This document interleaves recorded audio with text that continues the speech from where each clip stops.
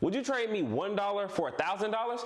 You'll do that all day, every day, and twice on Sundays. Here's how I did it in my business in real life. So the first business I started was an asset recovery firm. Basically, I helped homeowners that got foreclosed on get the difference after their house was sold at a foreclosure auction. So if their house sold for $100,000, they only had $50,000 left on the house. They have a $50,000 difference that's supposed to go back to them. So what I did was I connected the attorney and the client, and I served as the middleman and got my fee. Well, now that was not my first business model for that business. So basically what happened is I bought this course, and there's a lot of different variations of this business that you can do. And I started out with kind of the bottom level one, and it just required a lot of cold calling and a lot of follow-up, a lot of systems, a lot of stuff that I honestly just wasn't ready for. But I did see potential, and honestly, truly, I didn't really have any other options because I didn't know any other skills. I didn't know any other businesses. I paid $2,000 for this course. It was my last $2,000. I actually asked my mom for $1,000, and I met my $1,000 with it just so I can get the course. So this was the last stop for me. So this is what I did. Every single day, I had to make deposits, daily deposits. And what I mean by daily deposits, so this is figurative. This money's figurative. What I mean by daily deposits is I had to cold call, I had to follow up, I had to create lists, I had to create documents, I had to do a lot of things, right? So every single day for 7 months, I was cold calling.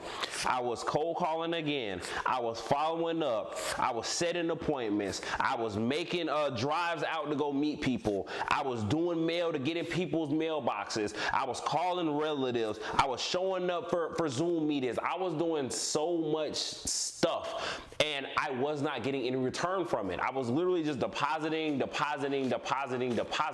in hopes that one day my deposits will come back and bring me friends. And the way that I believe that works is the more daily deposits that you make towards a goal, if they're actually meaningful, you will eventually get something out of it. Whether it's monetary, informative, it doesn't matter. Maybe you get it in experience. Maybe you get it in a new connection. It doesn't matter. As long as you get something from those daily deposits, that's all that I care about. But for 7 months straight, and I want you to really think about this. So for 7 months, so for about 280 days, I didn't get paid $1 for 7 months of work that I was doing 7 days a week. So every single day I'm depositing, I'm getting nothing. I'm like, hey, should I stop? I have anxiety. I can't sleep. Is this the right thing for me? Should I change lanes? Should I keep going? Should I keep doing all this stuff, right? And I'm not getting anything back from it.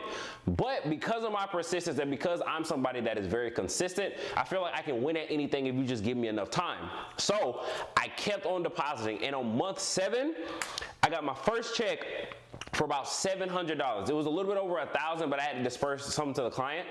It was for $700. And out of all that money that I put in, let's say I put in about $100 worth of work just to make this even, I got $100 back. So now I'm back at square one, but I couldn't stop there, so I kept on depositing. So what I did was I changed the business model to something that I think that would better suit me. So I went from tax foreclosures to mortgage foreclosures. So I started the same cold call method, I doubled it. Then I started following up better, got a CRM, started to be able to track everything, started to get better leads. I bought a software that would give me better leads. I could call people better, I get better numbers, I get more people that would answer the phone. And then most importantly, I learned how to sell to strangers. So all of those skills started to add up because I had so much repetition in the beginning over the first 7 months where I did not make $1. So once that 7-month mark hit and I got my $700, the very next month I made $4,000.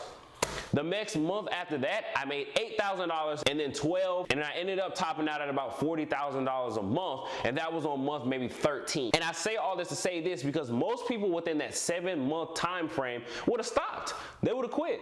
I know a lot of people that try something for a strong 30 days because motivation got them started, yay, and then the hard stuff happens and they're like, you know what, I'm good, right? And then they just end up kind of easing off that little journey that they were on. So because I stayed on that track, I was able to reap the rewards in compounding interest of what I was putting in those 7 months that I got absolutely nothing. So it went from the 700 all the way to the 4,000 to the 8 to the 12, and I think I did like 17, 23, and then it went up all the way to $40,000. So let me ask you a question. If I told you if you just deposited $1 a day and in just a short bit of time you can get $40,000 a month back to you, would you take that bet if I told you you have to wait 13 months?